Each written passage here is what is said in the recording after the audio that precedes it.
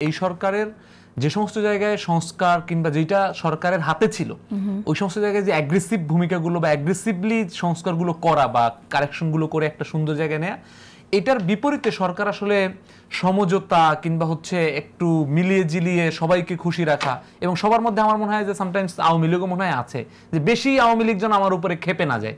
খেপলে ছাত্রদের উপরে খেপুক, এনসিপির উপরে খেপুক, আওয়ামী লীগ প্রয়োজনে তাদের অফিসে হামলা করুক, কিন্তু উপদেষ্টাদের বা সরকারের উপরে যেন আওয়ামী লীগ ওই মাত্রায় না খেপে।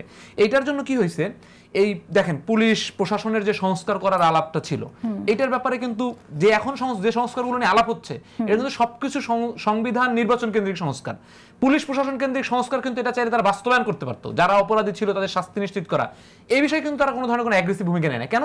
কারণ সে মনে করছে উপদেষ্টার চেয়ার থেকে সরার পরে তার কোনো ধরনের আবার বিপদ হয় কিনা, বিদেশে কোথাও জায়গার সমস্যায় পড়ে কিনা, এই ধরনের জায়গা থেকে তারা এই রিস্কগুলো নেয় নেয়। আর একটা খুব দুঃখজনকভাবে আমরা লক্ষ্য করেছি যে দেখেন, আপনার নিশ্চয়ই মনে আছে যে 2009-10 পর থেকে শুরু করে 24 পর্যন্ত কোথাও যদি কোনো হরতাল হতো কিংবা কোনো কিছু হইতো, বিভিন্ন প্রথম আলো থেকে শুরু করে বিভিন্ন পত্রিকাগুলোতে আগুন সন্ত্রাস দিয়ে রাজনীতি হবে না, এই ধরনের যে সুশীল সমাজের যে একটা চেতনা তৈরি হতো, এটা দিয়ে আসলে বিএনপি জামাতকে উদ্দেশ্য করে তখন বিশেষ করে লেখাগুলো আসতো যে তারা মানে এমন ভাবে আসতো যে বিএনপি ইকুয়াল টু আগুন সন্ত্রাস।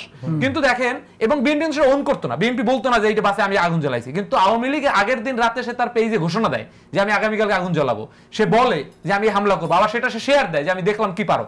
তারপরেও এই সুশীল ব্যক্তিরা কিন্তু এইভাবে কলামাল লিখছেন না। তো এটাও কিন্তু জাতির জন্য যে তাদের কি আসলে কোন আগুনটা তাদের কাছে আগুন, এটা একটা জায়গা। আর সরকারের যে আপনার প্রশ্নটা করলেন সেটা হচ্ছে সরকার তো এটাও এনজয় করছেন। আমার কাছে মনে হচ্ছে যে সংস্কার যে হচ্ছে না, তিনি যে একটা নির্বাচন দিতে চাচ্ছেন, নির্বাচন দেওয়ার মতো কোন ধরনের ক্যাপাবিলিটি তিনি কি আসলে শো করছেন। আমাদের কষ্টের জায়গাটা কি জানেন, আমরা একটা বিশাল ঝামেলার মধ্যে পড়ছি। একদিকে যেমন সরকারকে বলছি যে সে নির্বাচন দেওয়ার মতো কোনো ক্যাপাবিলিটি অর্জন করে নাই, তার নির্বাচন কমিশনে কেপিআই মুক্ত অন্তর যায়, সেখানে মারামারি হয় তিনি থামাইতে পারেন না। আবার একই সাথে এই সরকারের মধ্য দিয়ে নির্বাচন একটা আদায় করতে হবে, এটার বিকল্প আমাদের নাই। কারণ এই সরকারকে যে আমরা এটা বলে হটাই দিয়ে একটা সেনাবাহিনী আসবে বা অন্য কেউ আসবে, সেটা আরো ভয়ঙ্কর দেশের জন্য।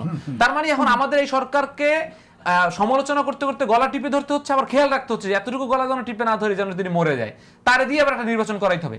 এখন আমাদের সবগুলো রাজনৈতিক দলের মিলে আসলে এটা ফাইন্ড আউট করতে হবে যে নির্বাচনটা যেন সুষ্ঠু হয়, এতটুকু প্রেশার নিশ্চিত করে। কারণ এই সরকার দিয়ে আসলে আহামরি অন্য অন্য সংস্কার তিনটা করে ফেলবেন, ওই আশা প্রত্যাশা এখন রাখার মতো সময় নেই। এখন আমাদের এই সরকার দিয়ে একটা সুষ্ঠু নির্বাচন করার জন্য যতটুকু পুলিশ সংস্কার দরকার অতটুকু আমাকে আগে করতে হবে। এটা করার আগে যদি কেউ নির্বাচন দেয় তাহলে বুঝতে হবে তার ব্যালট চুরি করার ধান্দা আছে।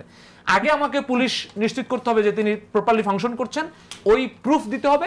আবার নির্বাচনটা আমাকে ফেব্রুয়ারি মধ্যে হইতে হবে। অনেক কিন্তু হয়ে গেল, আসলে সংস্কার কতটুকু হলো, সংস্কারের জন্য কত সময় লাগে, সেই জিনিসগুলো যেমন পুলিশের সংস্কারের কথা আমরা বলি, সেই সংস্কার আমরা দেখি নাই। সংস্কার নিয়ে আলাপ তো আছে, এবং একটি বিষয় আমি আনতে চাই এখানে যে নির্বাচনের প্রসঙ্গ, নির্বাচন চেয়েছে বলে জামাত থেকে এবং এনসিপি থেকেও আমরা বিএনপির বিরুদ্ধে অনেক রকম মন্তব্য শুনেছি। আবার এখানে আমি একটু আব্দুল কাদেরের, ডাকসুর বিপি প্রার্থী আব্দুল কাদেরের পোস্ট থেকে আমি একটু কোট করছি। তিনি বলেছেন 20টি সিটের জন্য বিএনপির কাছে ধর্ণা দিচ্ছে আর বাইরে গলাবাজি করছে। আপনার মন্তব্য শুনে একটু।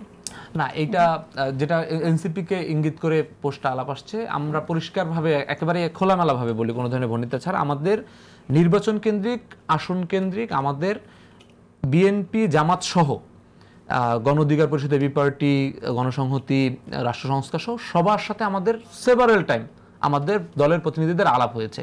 সে সমস্ত জায়গায় বিভিন্ন ধরনের তারা কি ম্যান্ডেটে আগামী রাষ্ট্র পরিচালনা করবেন, কতগুলো সিটের সাথে আমাদের সমঝোতা হতে পারে, কিভাবে ইলেকশনটা হতে পারে, নানা বিষয় নিয়ে কথা হয়েছে। কিন্তু এখন পর্যন্ত কোনো জায়গা থেকে, এনসিপির জায়গা থেকে আমাদেরকে 20টা সিট দেওয়া হোক, 30টা সিট, এই ধরনের কোনো প্রস্তাবনা দেওয়া হয় না। বিএনপির জায়গা থেকে বলা হয় না তোমাদেরকে 10টা সিট দিব বা 30টা সিট দিব।